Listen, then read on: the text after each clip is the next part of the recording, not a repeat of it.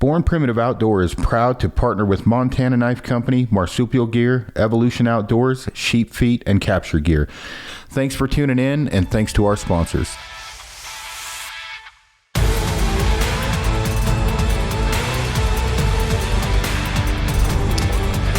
Hello everyone, I'm on the mic solo today, and I wanted to cover pretty much top to bottom, head to toe, everything you could possibly cover about shelters. And when I say that, I want to go over, the basically 3-season, 4-season, bivvies, tarps, floorless shelters, shelters with stoves, the differences, between each of them, some of the different models I like, certain things to think about when you're purchasing them, because shelters are expensive unless you buy one of the cheaper ones, and some of the cheaper ones aren't bad. But when you go to make the purchase of, one of the more expensive shelters, you want to make sure you get the right one and it covers what you're going to be doing.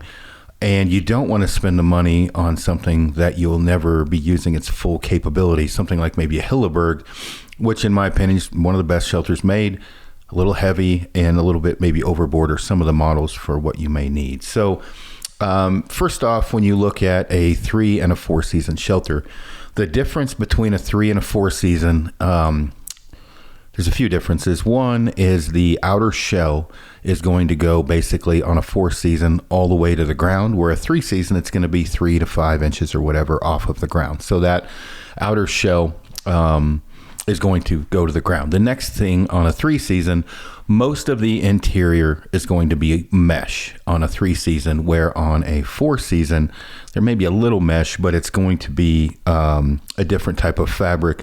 A lot of times, something like with a Hilleberg, the inner shell of a 4 season Hilleberg is actually the outer shell, but not coated. So it retains heat more on a 4 season, obviously that being the material on the inside as well as it going to the ground on that outer shell.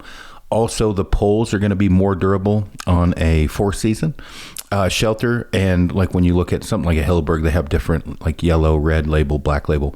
And the material's different, but also the poles, that's where the weight adds up. So that's the long and short, the quick explanation of a difference between a 2 and a 3 season, or excuse me, a 3 and a 4 season. Then you get into something like an Argali Rincon, which I've been using a bunch, and that is a floorless shelter, a Tipis style floorless shelter, but you can add a bug net to the inside. You can leave that bug net out and just add a half floor or a full floor, and you can also add a stove. So, very versatile when you look at something like the Argali. So that would be basically, a 3 and a 4 season, because, when you add the stove, that's going to add heat. As far as the snow load and everything else, when you're looking at something like a teepee style shelter, they do handle the wind really well. Snow load, you may run into some issues with heavier snow load compared to like a black label Hilleberg when you're looking at something like an Argali Rincon. But the Rincon does handle snow pretty well. So, when you're looking at something like the Rincon, you're looking at a 3 and 4 season shelter, just because you can floorless, then you can add a floor, you can add a bug net, and then you can also add, the bug net has a floor, and then you can add a stove. Then you have something like a bivvy and a tarp setup, which technically could still be kind of 4 season, I guess, depending on the bivvy. But, the reality is, like with a bivvy, you're probably not going to want to run like one of the heavier duty bivvies for the majority of, hunting. You're probably going to want a lighter weight bivvy, just like a little bit of a barrier for your sleeping bag, and then run a tarp over the top of it. When you run like the bivvy tarp combo, which I have off and on for years, you add versatility. It's easier to pitch generally. It can be quicker. And when I say that, you don't need as much flat ground or surface to lay a bivvy down in a pad. You throw your pad inside the bivvy, lay it down, dive in it. It's a little Gore-Tex coffin. You have things like the Big Agnes 3-wire bivvy. It's got a hoop on it. But, by the time you have the bivvy and the tarp, depending upon how small a tarp, if it's Cuban fiber, sil poly, sil nylon, whatever, you're really not saving any weight with a bivvy tarp setup. And I don't really recommend those until you're like really, you're leveling up your skill set with your gear and you financially can afford to add a bivy tarp combo for those rare instances that you may need one. And when I say want one, you probably aren't ever going to need one, but want one. But it's not something you're going to use nearly as much. So for the most part, and I just made a post on social, somebody asked, I think some of his mountaineering buddies said that a Hilleberg is overboard unless you're really getting to extreme type of camping, and a lesser shelter would be fine. There's a lot of truth to that. And as I say that, I'm a huge fan of Hilleberg, and I have been for years. And Petra and Stuart have been very good to me, great people, but they are a little bit heavy at times. And so something like a Big Agnes Copper Spur is an option. Something like an Argali Rincon is an option. MSR Hubba. Some of the different tarp tents. There's a ton of Durston. I haven't used the Durston. Tons of people keep bringing Durston shelters up to me. They look pretty solid. I'm going to have to get one of those. So, when you're looking at getting a shelter, if you're not doing anything extreme, and I don't mean when I say extreme, a 14-day elk hunt is pretty extreme. But you're generally in the timber, right? It's usually September. You're not above tree line. You're not putting it through high stress wind load and snow load. That's where the extreme, when I'm using the word extreme, that's what I'm talking about is snow load and wind load. So a 3-season shelter or, a happy medium for that, like a Hilleberg Nyack. An Onion is another one that would, an Acto does decent, but a Nyack or an Onion from Hilleberg would be a more durable 3-season shelter with a little extra weight. But then you look at something like an MSR Hubba. Nemo has a bunch of, I can't remember all the different ones, a Dragon, what are they, Hornet and a Dragonfly, I think. Anyway, a bunch of different 3-season shelters. They're not bad. I use the MSR Hubba a bunch. And then when you look at something like an MSR Access, which is a lighter carbon pole 4-season shelter, that is hitting that 4-season mark and is going to do extremely well. But an MSR Access 4-season shelter is still not as durable or even really remotely close to a 4-season Hilleberg shelter, but something like an MSR Access is comparable to like a 3-season Hilleberg, believe it or not, in durability. You're going to retain a little bit more heat with an Access than you would Hilleberg, Onion, or Nyack maybe. But, it's really going to boil down to what you are going to be using it for. So if you're going to be elk hunting, you can get away with just about anything when you're elk hunting, as long as it's not a total piece of shit. And I'll get back to that in a minute. The next thing is hammocks. I have dabbled in hammocks a little bit. I haven't found one I like. I just ordered and got it in the Haven XL, and I'm sending it back because it's heavy. It is really comfortable, but it's just not worth it for the extra weight. By the time I got it all rigged up and kind of set up, I say I'm going to send it back. I think I'm going to send it back. I may keep it for car camping or horseback stuff, but I don't think I'm going to be packing it in. I'm pushing 8 pounds with it by the time I got everything kind of settled. I did order the carbon poles for it. That did lose a little bit of weight, but it is heavy. So while comfortable, really not applicable to maybe backpack hunting. I have an Amok ultralight. I think they call it the Amok Drommer 5.0 than the 5.0 ultralight. I have the ultralight Drommer. That is extremely comfortable, a little bit weird to get used to because you don't lay the way it's pitched, you tee it off. Really liking that thing. And then a War Bonnet Blackbird XLC is one I've tried out. The thing with hammocks is the keeping you warm in them. You got to have an underquilt, so that adds a little bit of weight. You can get them pretty lightweight, and there's far better people to comment on hammocks than I am. I'm just giving a little bit of info from what I've used so far. So for me, a hammock is going to be important, or why I'm looking at them is to increase my sleep. I've talked shit about hammocks a fairly decent amount back in the day. I'm still not 100% sure if I'm going to use one or not, but I'm going to keep testing it. Technology, from when I talked shit about hammocks 10, 15 years ago, they've definitely gotten lighter weight and better. So we'll see if I eat crow or not, if I end up using a hammock. The flat ground portion of the hammock is huge for some people. I've never had an issue finding flat ground for a shelter, but there are times where I've been on a side hill that I wouldn't have minded being able to pitch shelter right there, and I can't in trees because, I don't have enough room for a tent, and so, got to move out or whatever else, where a hammock I could. So I think if I perfected it, it's a possibility. And when I say a possibility, with the hammock, you're sleeping on an air pad. There's no underquilt, although you can add one. And I've slept in pretty cold weather in the hammock. I think I'm pronouncing that correctly. I think they're out of Sweden. So that's an option. And I got a big ass tarp over the top of it. But when I start to run the numbers, the Blackbird XLC and the hammock are not going to really be a weight increase in comparison to me running my whatever shelter, unless I'm running a really lightweight one. But with the room that tarp offers, and potential increase in sleep compared to, a 2-person shelter that adds, a pretty good amount of overhead cover.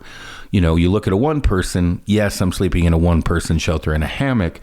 There's not a lot of extra square footage to put my shit. Where with the hammock, the tarp is big enough. It's really more applicable to me, to a 2-person shelter for the room I have underneath the overhead cover of that tarp. And I got the, I don't know what it is, something 13 that hammock offers. So same thing with the War Bonnet, the Blackbird. They offer a ton of different tarps, and so you really have a lot of coverage with that tarp if you get a larger one. So weighing it out, I'm not really increasing the weight of my system by much, if any.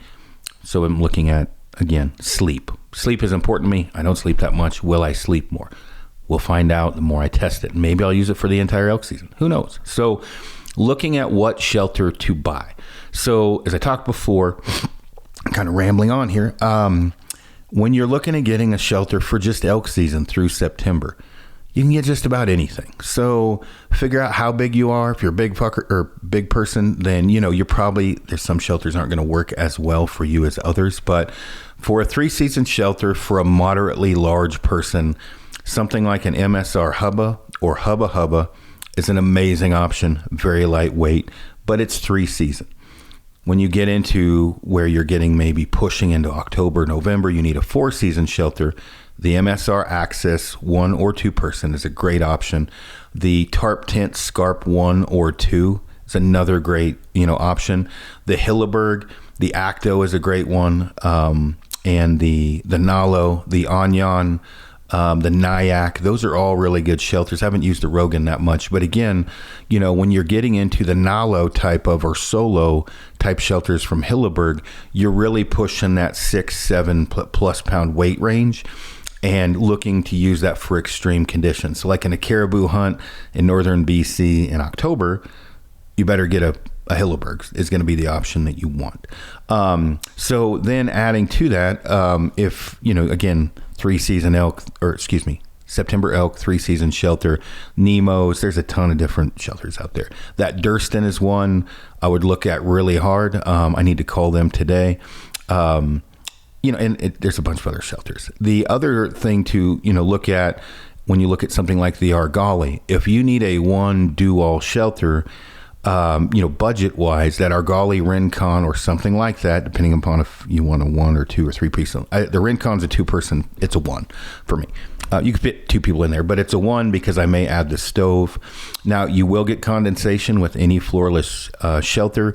That bug net helps a little bit, but you are going to get condensation inside of those, especially if you don't set it up correctly. If you set it up in grass, you don't ventilate it very well, you're going to get condensation in that. Now you can burn that condensation off with a stove if you have it with you, or you're set it up correctly. But other than that, I have a chamois towel and you're just going to have to wipe off the edges, but you will get condensation depending, in the environment you're sleeping in with that. But that Argali is a great option. There's other shelter companies out there that do the floorless, stove combo thing. You've got Seek Outside, Kafaru, Peaks makes a bunch of different shit. What was that other? Lux. I think they got bought out. There's a ton of options out there.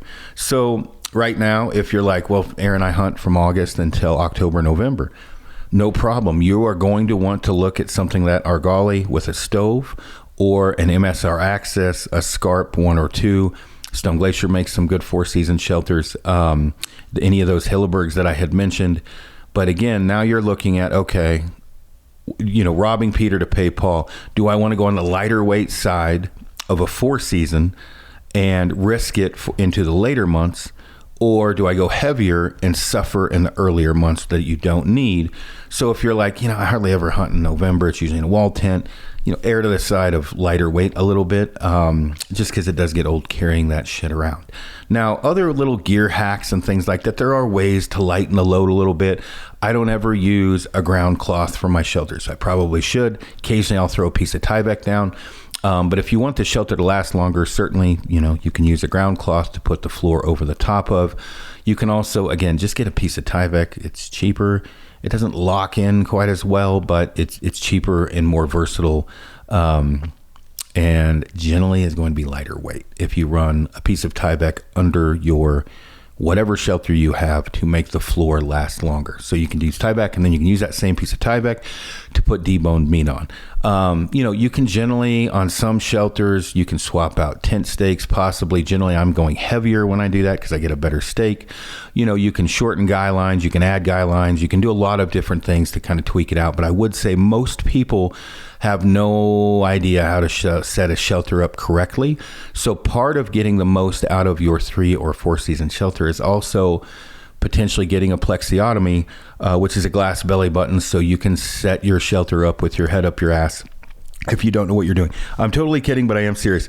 There is a correct way to pitch a shelter and pitch the guy lines for the longevity of that shelter, especially in high wind and snow loads. So make sure, watch all the different videos you can. I strongly suggest if there's a place to put a guy line and the company doesn't send it, message me, but I'll let you know. Add a guy line, get some 2.3 millimeter guy line, reflective, learn to tie a taut line hitch, and add some extra guy out lines for those rougher, windy or snow load days, even on a 3-season shelter. And I can tell you, we had a shelter blow down on the last academy. The guy didn't set it up correctly. It blew down in the middle of the night. Nothing broke, but it did blow down. So, it is very important on how you pitch the shelter, the guy lines you put in, the stakes. If you rock out the stakes, dead man anchors, those are all very important things to make sure that your shelter stays erect. Staying erect is important as a man overnight. So now, with pushing, 3-season into 4-season, do I add a stove? Do I just go with a 4-season shelter? So 4-season, do you buy a bomb-proof 4-season shelter like a Hilleberg Nalo, let's say, or do you buy an Argali Rincon or Absorica or Absoroka, or however you pronounce it, depending upon where you're from?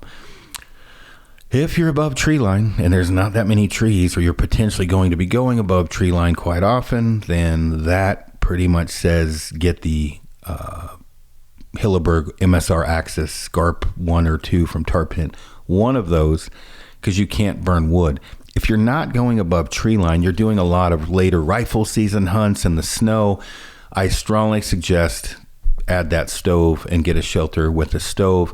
And potentially, if you get a bigger shelter, a company that adds a liner to that will be worth its weight in gold for condensation purposes. Now, you're always going to have that crazy ultra lightweight community, fast packer mentality. You're always going to have someone in the room that's going to let you know, kind of like CrossFit, that their pack for 7 days is 28 pounds, and the rest of us, need to bow to their prowess of lightweightedness or whatever.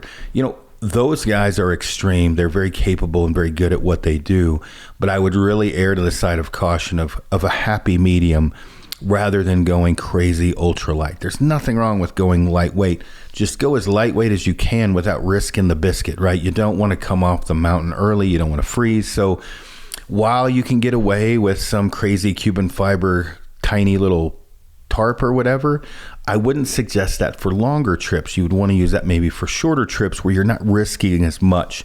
The longer you're out there, the longer Mother Nature can, stick it in and break it off. And so you want to make sure that, you're covered when Mother Nature is about to give you that middle finger. So while you can get away with some kind of a lightweight fabric bivy and a tarp, I just don't suggest that. Again, err to the side of caution. So now looking at weights, when you look at a shelter, 3-season shelter, you're looking at 2 pounds, 12 ounces to 3 pounds, 8 ounces roughly. The 3 pounds 8's getting kind of heavy for a 3-season shelter. I'm pulling these numbers slightly out of my ass, need some hand wipes to wipe them off, but roughly. So we'll just say 3 pounds for the shelter. You're looking at a pound, give or take, but a pound for your pad. So now you're at 4 pounds. You're going to have a couple pounds for your sleeping bag. So 6 pounds with the bag, and then, give or take pillow or whatever else, but you get the idea. You're at 6 pounds. 1 second, I'm going to get a drink.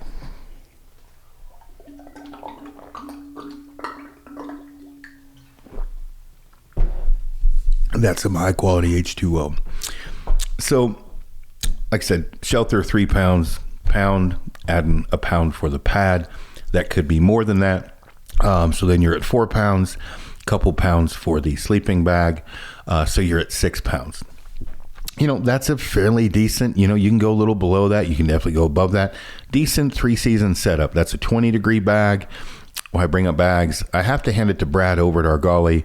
That sleeping bag that he offers may be the best sleeping bag I've ever used, and that's including Feathered Friends and Western Mountaineering. So if you're looking to get a new sleeping bag, definitely check out Argali.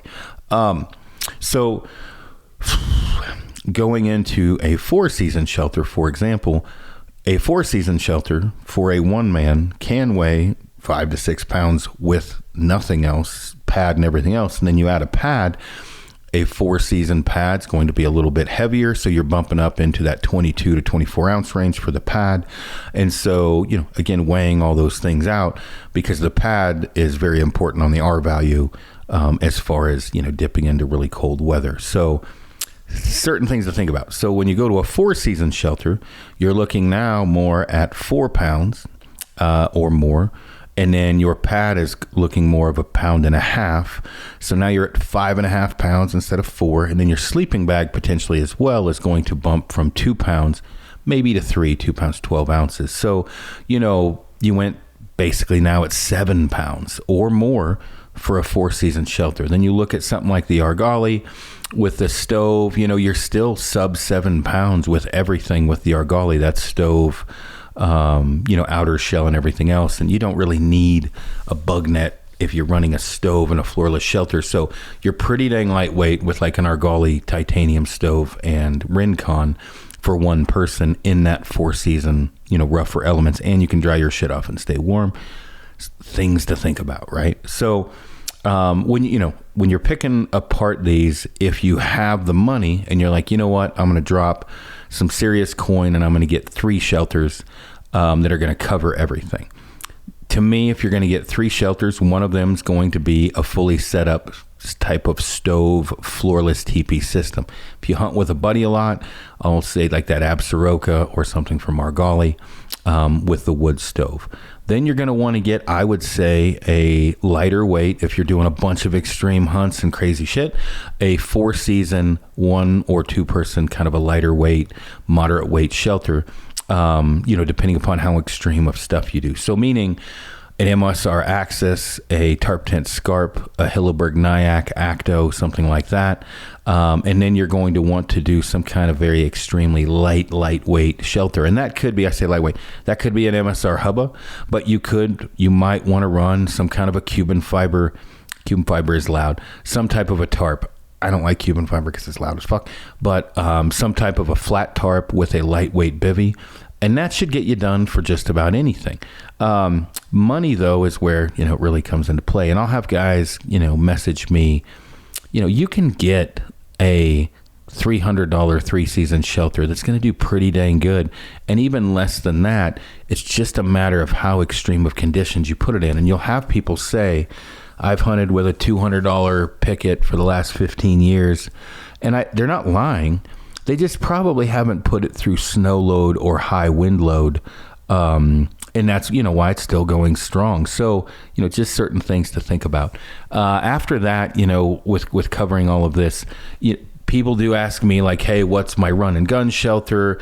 Why would I do a floorless? There's bugs, there's whatever. And, if I had to pick a run and gun shelter, like right now, gun to my head, meaning floored, bug net, everything else for elk, it's probably going to be an MSR Hubba or a Tarp Tent Scarp 1, maybe a Hilleberg Nyack. Nyack's a little bit overboard, but it's a good shelter. But that Tarp Tent Scarp 1 or 2, the Hilleberg Nyack or the MSR Hubba, and even the Hubba is still pretty damn lightweight. That'd be a good run-and-gun shelter. That gives me the bug net, gives me good airflow, depending upon which shelter I'm running. The Scarp's got 2 doors or whatever else, and potentially could be a hammock. We never know. All right, what's my one do-all bulletproof no matter what, the world's ending? That's going to be Hilleberg Solo. Would probably be the world's ending, my one-person shelter. That Hilleberg Solo would be the one I would take for a one-person shelter. For a do-all, everything, 14,000 feet, everything else combined. But it is a 5-pound, 6-ounce, one-person shelter. I think it might be more than that. Could be, but pretty heavy. And then versatile. Most versatile shelter, all around, whatever. And like I said, that's probably that Argali Rincon with the stove. Very versatile because you can run with the bug net, without, and everything else I talked about. A stove. Stove's a little bit big for it, but you don't have to load it as much. You will sweat your balls off in that thing with that stove going if you overload it too much. So, but I have at my house right now, I have MSR Axis 1 and 2 person. I've got a Nemo Osmo Elite something, a couple of those, MSR Hubba. I've got the Amok hammock, a Nyack, an Onion, a Nalo. What else do I have up there in that pile? Scarp 1 and 2. And I'm missing some. I can't even think of all the shelters that I have. A Citrus. So I'm pretty well rounded. And then I've got the Argalis obviously as well. So pretty well rounded. And like right now, it's so freaking hot. I don't need weather. I need sun cover, right? So a tarp laying on the ground, if the bugs aren't bad, not a bad idea. But if the bugs are bad, you need a bug net. And again, it gets really confusing for people. So, this isn't going to be that long of a podcast. I'm probably confusing you more than anything, but just a few things to think about when you're buying a shelter. And again, you look at like that Durston. That Durston looks like an amazing shelter, and lightweight. And there's a ton of other floorless shelter companies out there if that's kind of the route you want to go. But again, make sure that you know how to pitch the shelter correctly before you go out. Always pitch your shelter ahead of time to make sure you have all the parts and pieces, nothing's broken. And make sure you dry your shelters off when you get back because they can get mold and it ruins the material. But learn to tie taut line hitch, bow line. Those are very important for doing guy out lines. Learn to pitch it correctly. Learn to do a dead man's anchor. Learn to rock out your stakes for high wind. And again, when you're looking at this, figure out if you're pushing into late season or hunting more in the earlier season. Do you have wood around you? What's most important before you make the decision. So if you have questions or comments on this podcast, it's only going to be 30 minutes long. Let me know. I just have had an abundance of questions lately on my social media, so I wanted to make sure and do a podcast about this. I probably left some stuff out. But yeah, make comments below if you have any. Shoot me a message anytime with any of this stuff. As I try out some of these other shelters, specifically Durston, I'll let everybody know my thoughts on those as time moves on. So thanks again for tuning in. Appreciate all the support and the messages and everything else. You guys and gals are awesome.